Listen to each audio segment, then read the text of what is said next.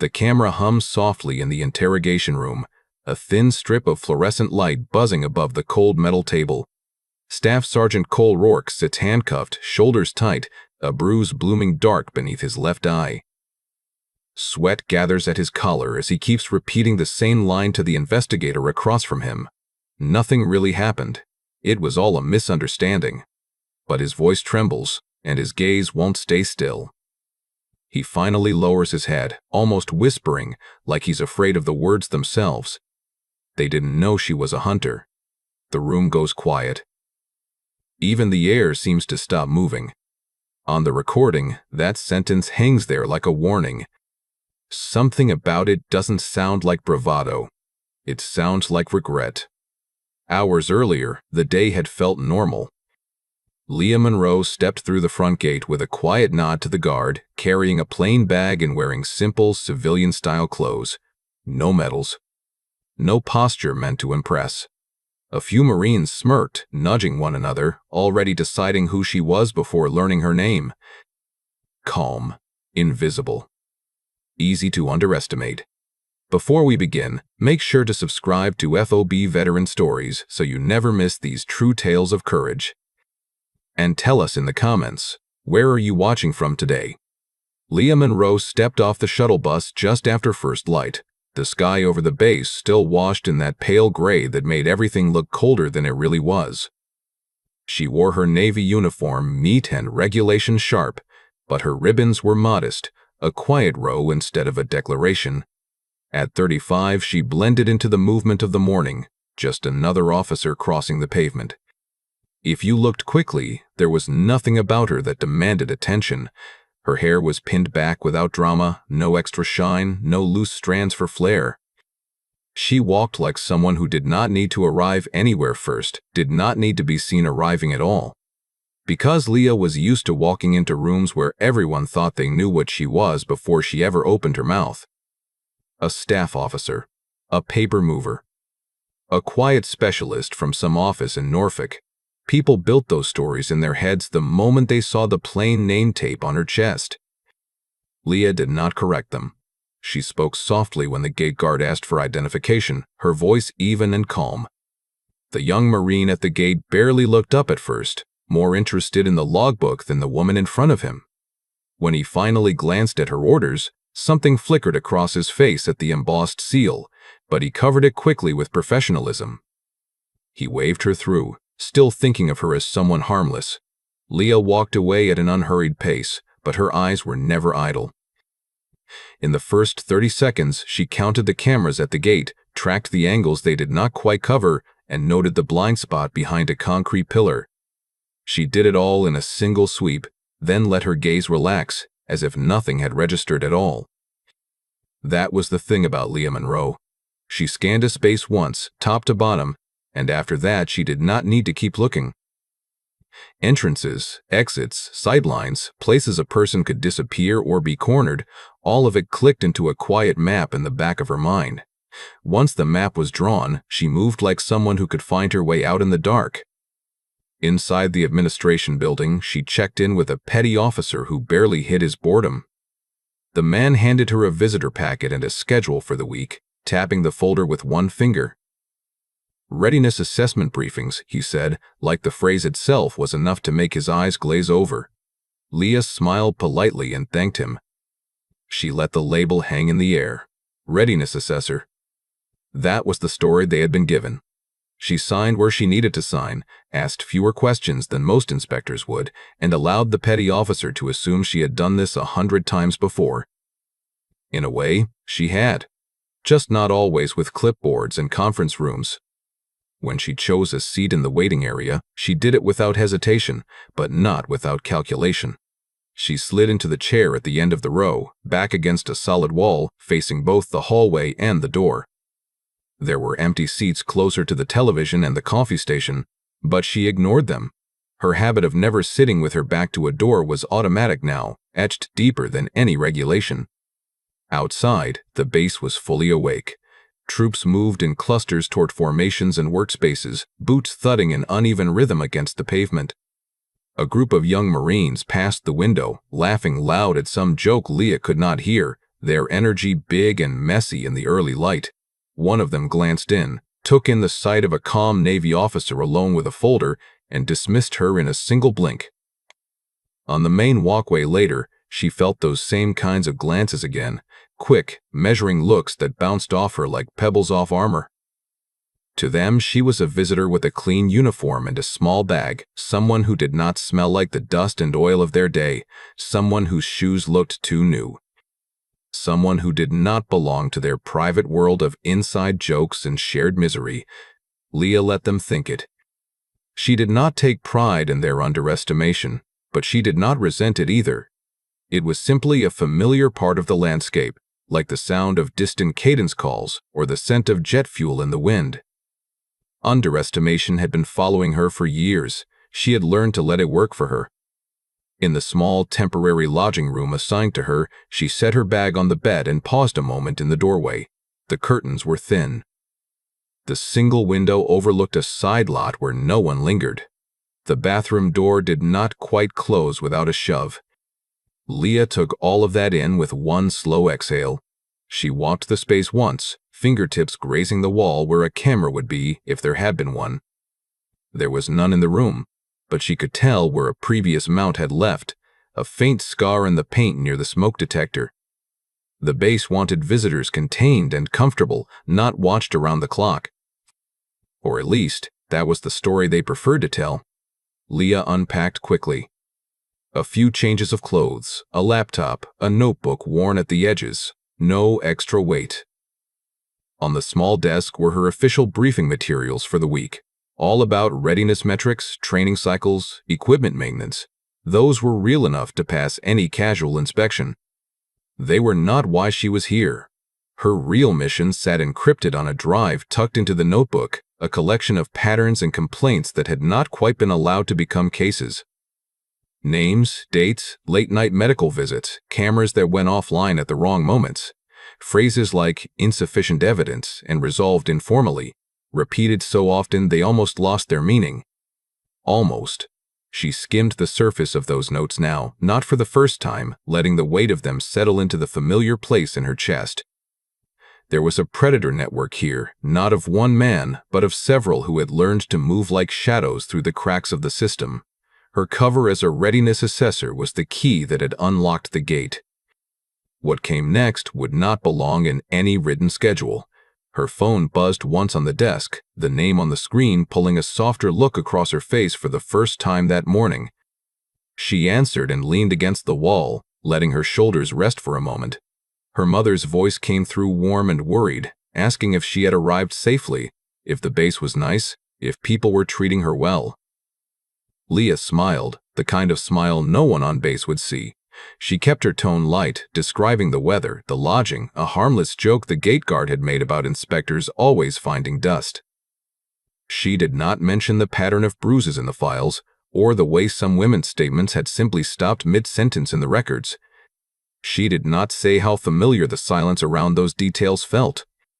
"Everything's fine, Mom," she said instead, eyes drifting to the notebook on the desk. "Just another trip.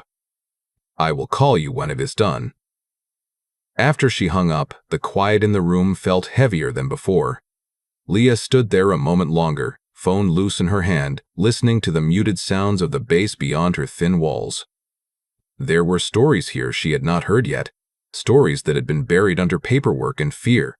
She slid the phone into her pocket, straightened the crease of her sleeve, and let her expression settle back into that calm, unreadable neutrality that had become her armor.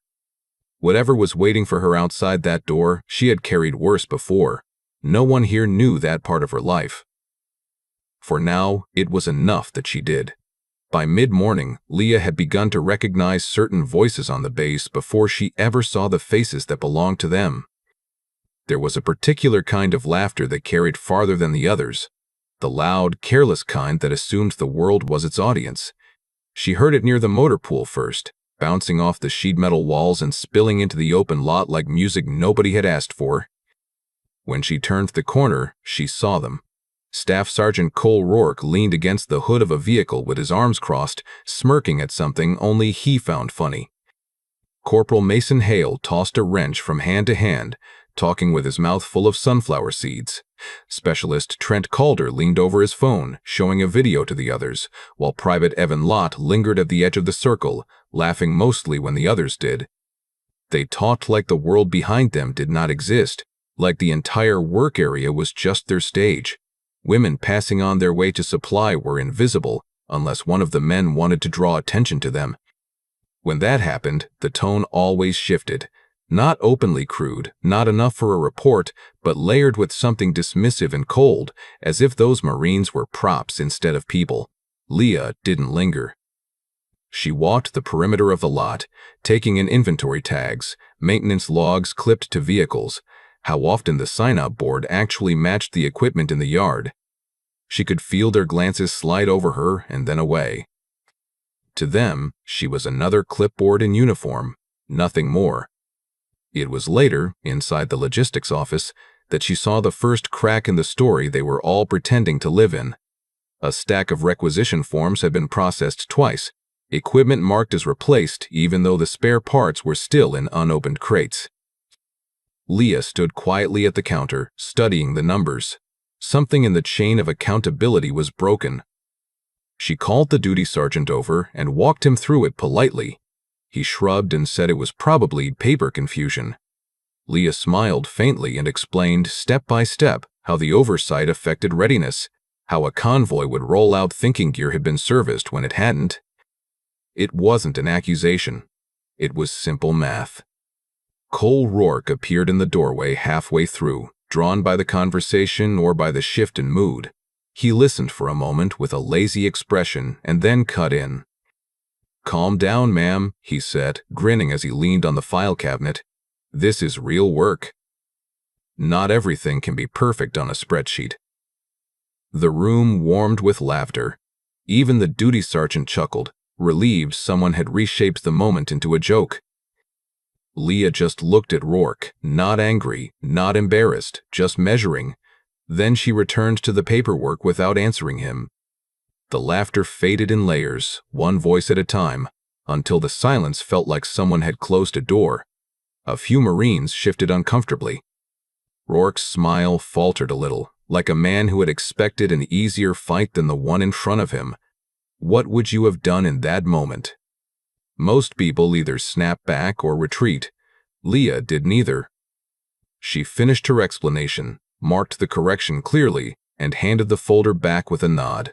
No ego. No apology, just fact. Outside, she caught their voices again. This time, the humor had an edge.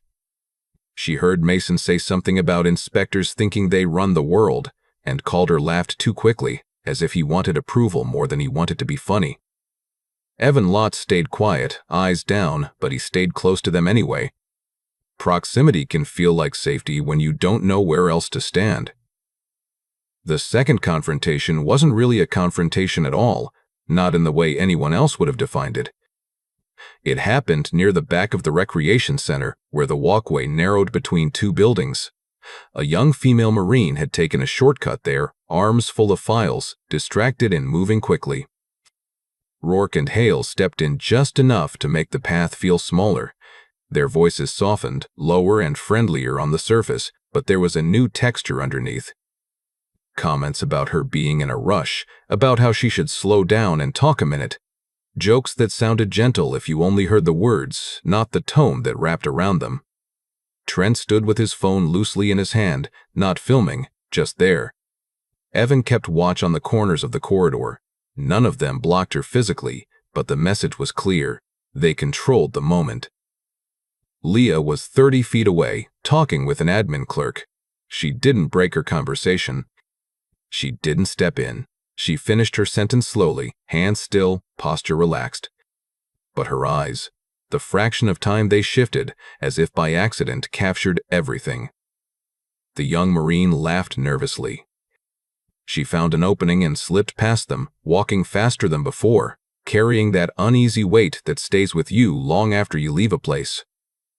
The group watched her go, their faces changing back to casual mischief. Would you have stayed quiet or stood up for her? Leah did something most people never see. She wrote, Back in her notebook later, she listed the time, the location, the names of the men who had stood in that narrow space. She recorded the change in their tone, the shift in the girl's posture, the way Evan scanned the area instead of joining in. She knew that behavior didn't start there and didn't end there. Patterns always told the truth eventually. That afternoon, Leah sat in the command suite under the framed flags and photographs of past missions. Colonel James Rourke sat behind his desk, posture controlled, expression halfway between polite and impatient. He had the kind of command presence that suggested he liked things orderly, predictable, manageable. He spoke about troop morale. He mentioned readiness numbers, accident rates, and his frustration with constant oversight visits. He wanted her assessment, he explained, to be clean and quick. The words were friendly, but there was a quiet pressure built into them.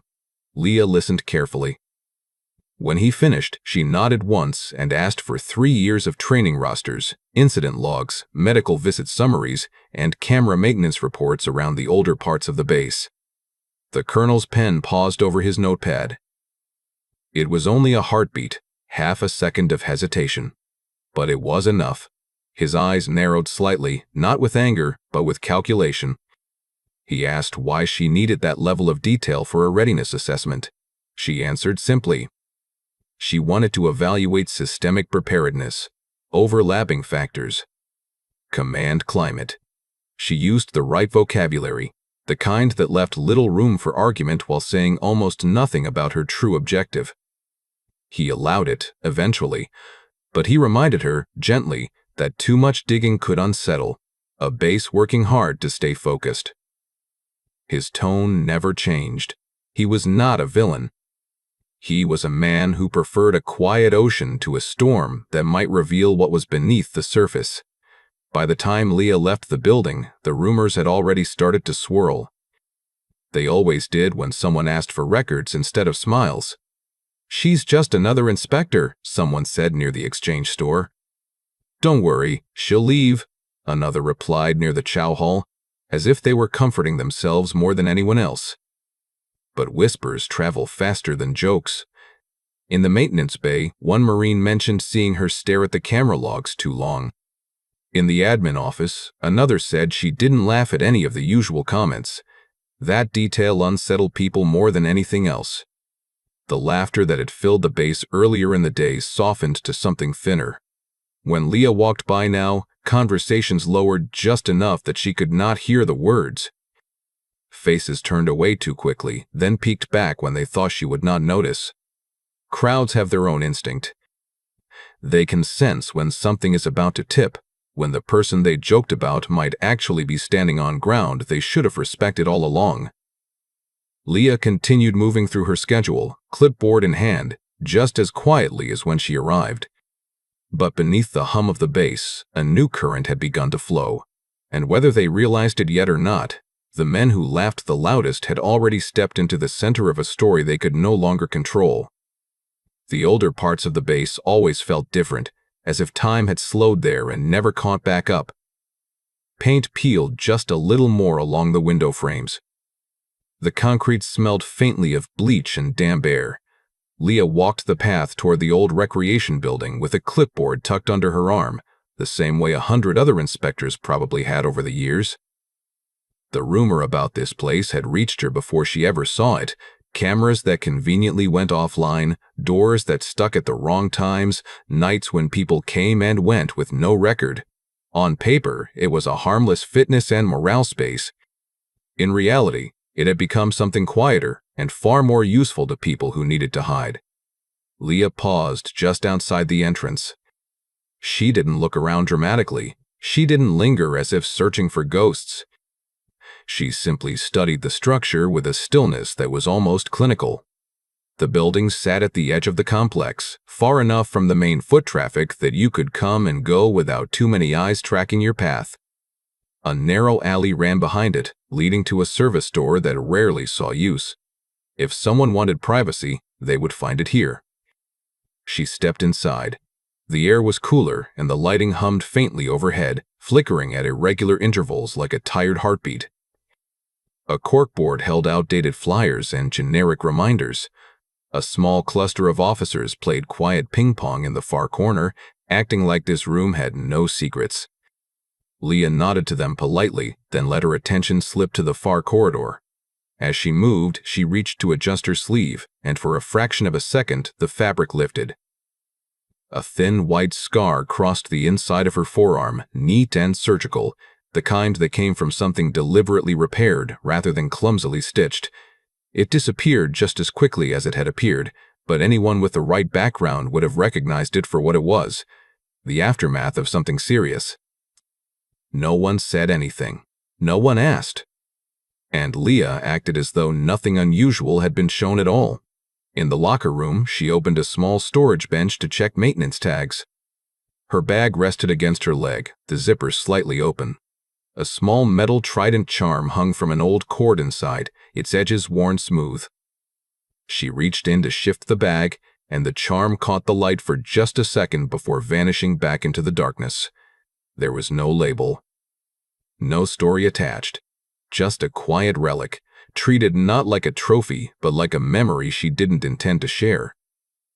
Later that afternoon, she was escorted through administrative offices by Master Chief Victor Harlan, a man whose voice sounded permanently tuned to a reassuring frequency.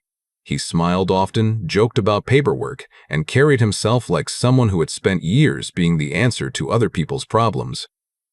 When she asked casually about unresolved complaints, he was quick, almost too quick, with his response. "We try to handle things at the lowest level first," he said warmly. "No need to ruin good Marines over misunderstandings, right? People talk. Emotions get high. My job is to keep things calm."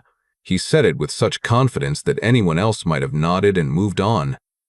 Leah did nod, but she filed his phrasing away carefully. Handling complaints. Keeping things calm. There was an entire world hidden inside those words, and the tone he used to deliver them was just a shade too familiar, too proud. As they passed a supply office, a young Marine stepped out carrying a stack of folders. He glanced up, saw Leah, and froze for a heartbeat longer than politeness allowed. Something flickered in his expression. Surprise, then recognition, then a sharp decision to pretend neither existed.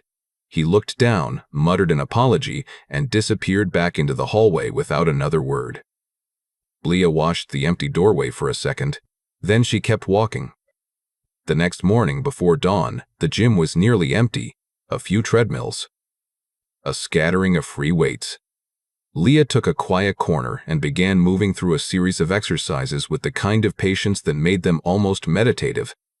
Her push-ups were slow and precise, not powered by ego or competition. Her footwork drills were simple, repetitive, but impossibly clean.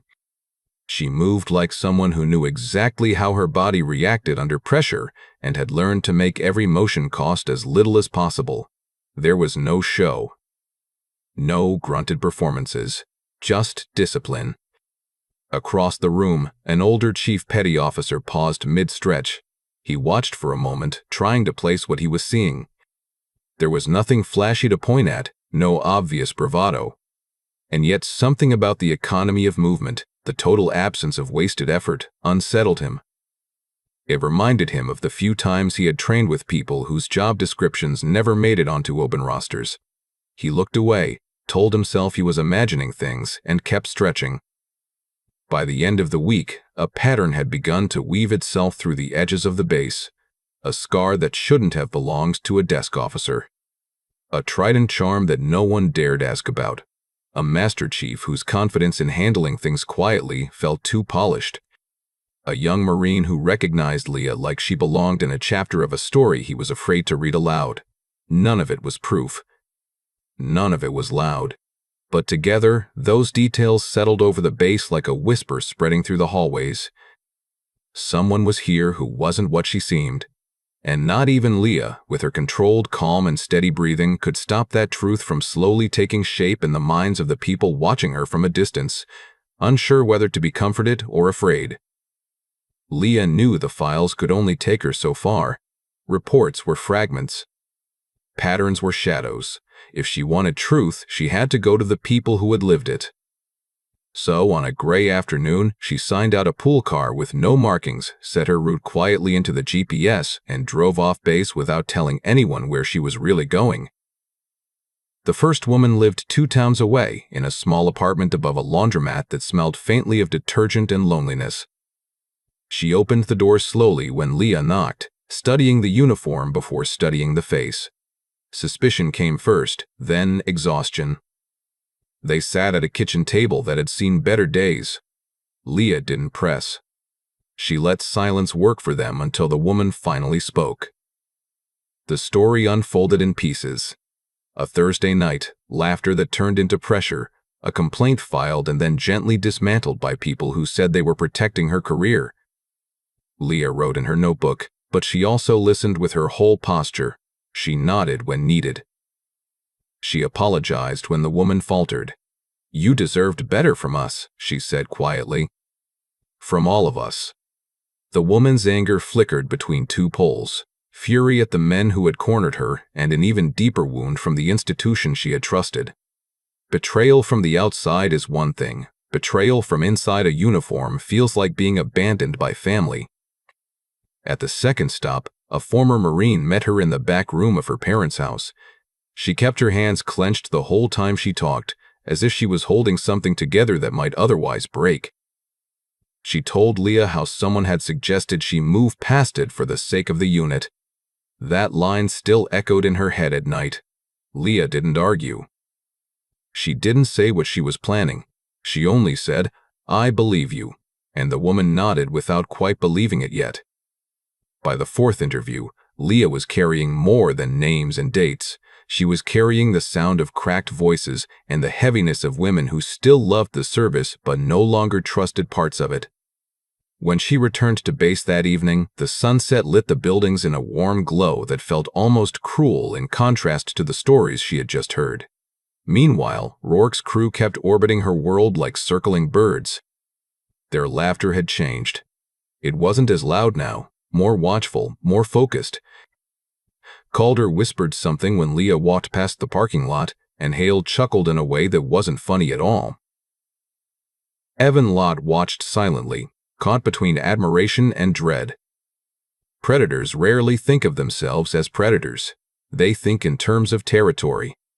Leah could feel it every time she crossed paths with them. She was standing in a space they thought they controlled.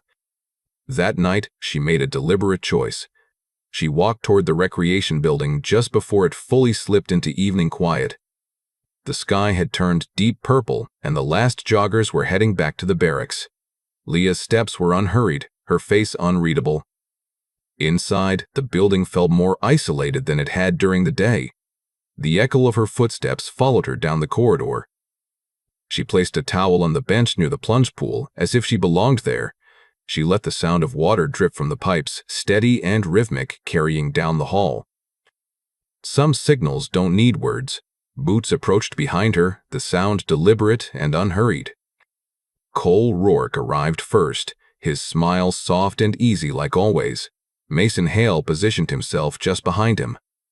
Trent Calder drifted sideways, blocking part of the exit without seeming to.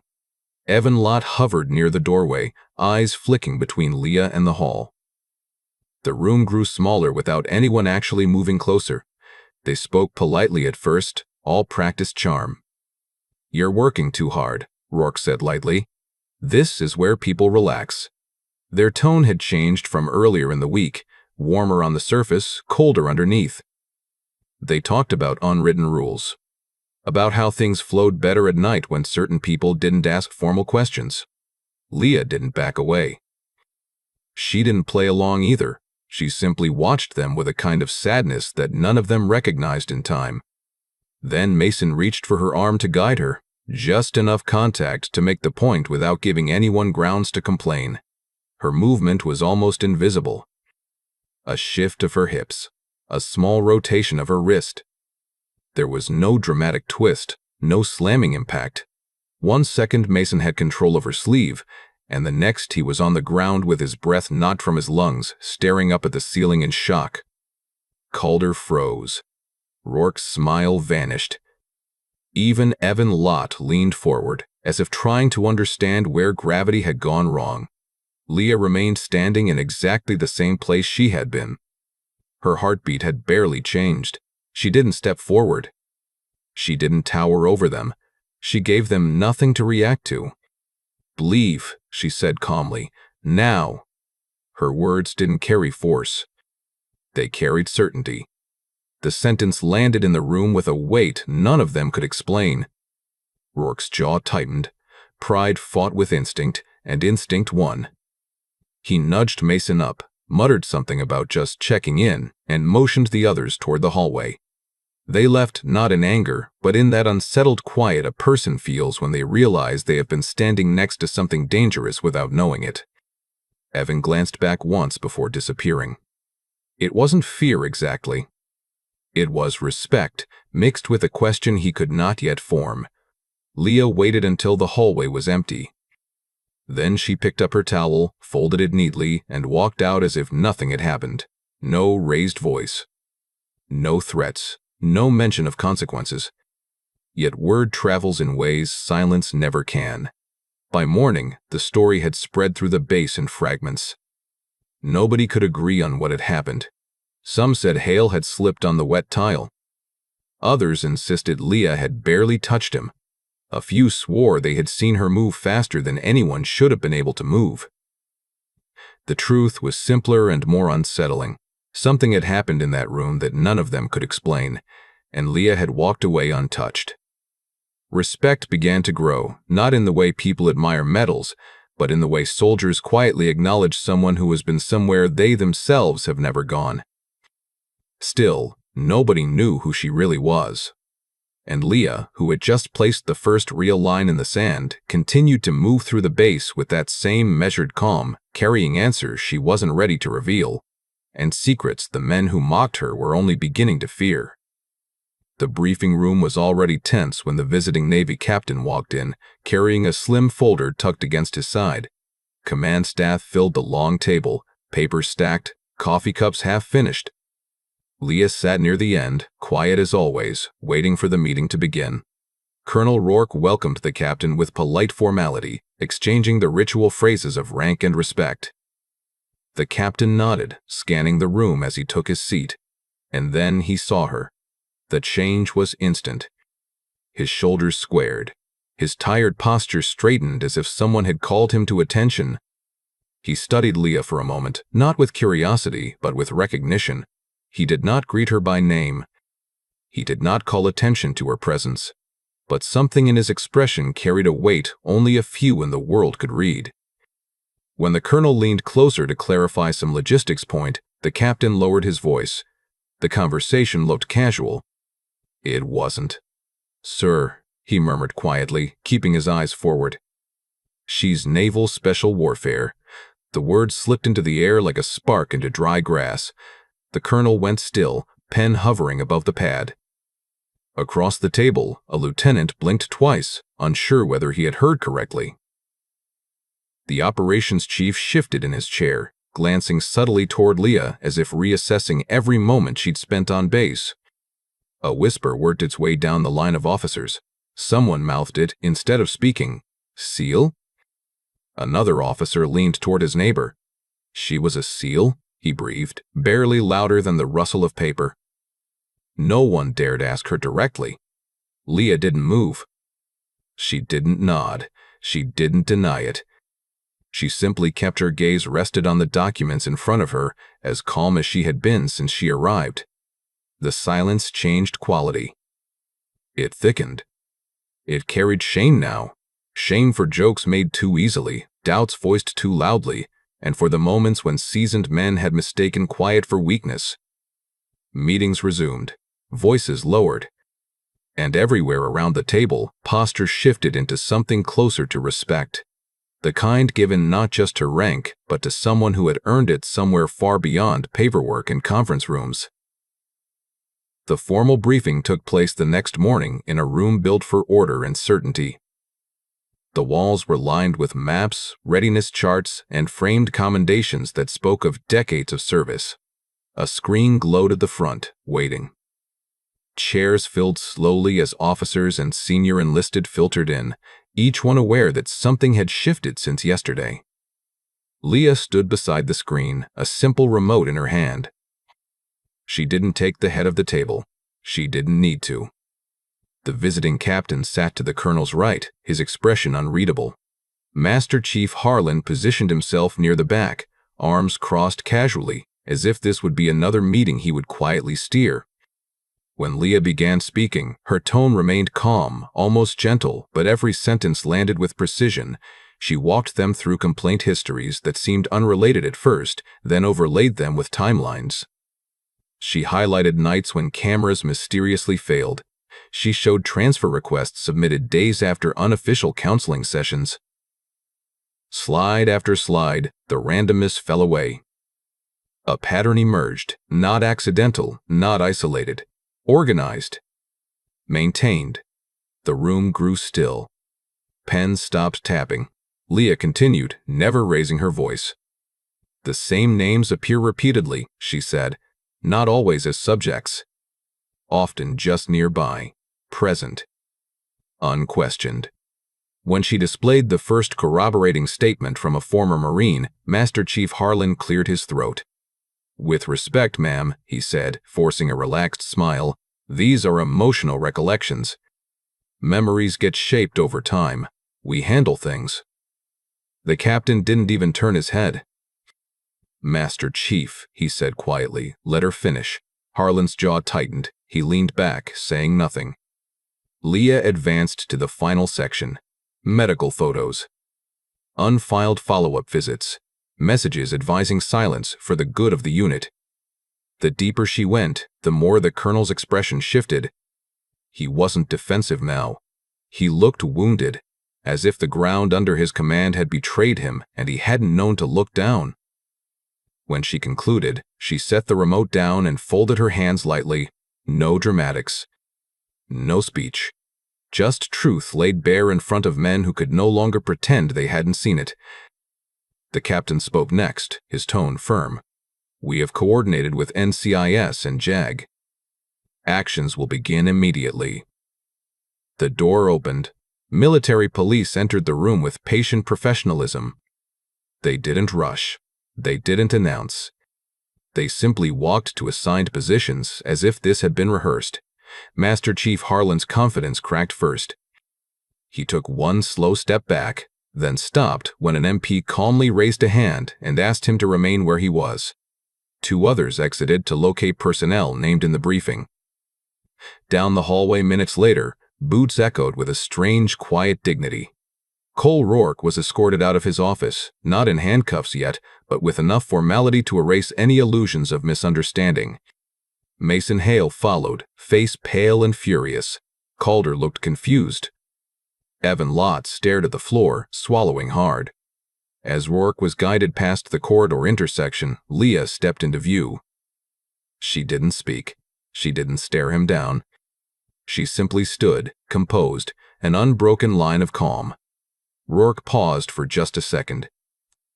His jaw tensed, then softened. There was no anger there now, only stunned clarity.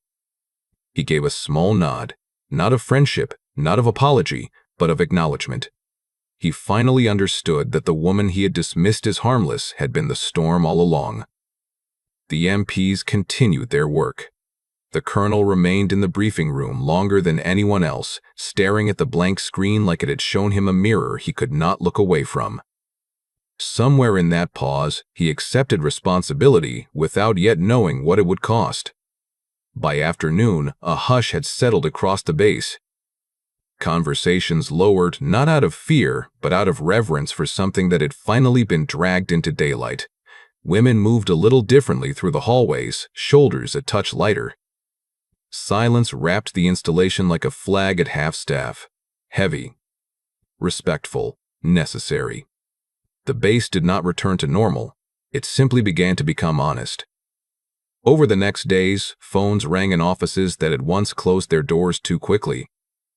Former Marines were contacted. Current service members were invited to speak, not to defend themselves, but to be heard. Victim advocates sat beside them, offering tissues, patience, and the kind of presence that doesn't demand anything. Real investigations unfolded, not rushed, not buried, each one treated like something sacred. The system, slow, imperfect, human, finally turned toward those it had overlooked. Leah moved through it quietly. No spotlight followed her. No crowd gathered around her name. She walked the corridors the same way she had on her first day. Soft steps, neutral expression, salute when required. Several officers nodded more respectfully now, but Leah never behaved as if anything about her deserved special treatment. Outside the chapel one evening, a young Marine approached her hesitantly. She looked barely older than the recruits Leah had seen fresh out of training, eyes tired yet hopeful. She simply said, "Thank you, ma'am, for not looking away." Leah didn't linger on the moment. She returned the gaze gently, nodded once, and replied, "Take care of yourself." Then she moved on, blending back into the quiet stream of uniforms crossing the courtyard. The narrator's truth settles here. Real strength is rarely loud. Real warriors don't brag. They carry things quietly, burdens most people never notice, and they keep moving forward because someone has to. And sometimes, the calmest person in the room is the one who has already walked through fire and come back softer instead of harder. In the weeks that followed, the rumors didn't entirely disappear. Bases never stopped talking, but the tone shifted. Instead of mockery, there was reflection. Instead of dismissal, there was caution, and a new understanding that quiet professionals walk among them every day. The moral is simple and enduring. Never mistake quiet for weakness, and never assume anyone's story by what you think you see. Some stories don't end with applause. They end with reflection. What happened on that base wasn't about one hero or one investigation. It was about accountability finally catching up to arrogance and quiet courage standing firm where noise once ruled. There are men and women in uniform who will never wear their bravery on their sleeves. They don't chase credit. They don't demand attention. They protect, they endure, and when the moment comes, they simply do what is right, even when nobody is watching, and especially when everyone else is looking away. Leah Monroe walked in unnoticed and left the same way, not seeking praise, just leaving behind a base that would never ignore certain voices again. That kind of courage rarely makes headlines, but it changes lives. If you enjoyed this story, please subscribe for more FOB veteran stories. These stories keep the courage alive for generations to come.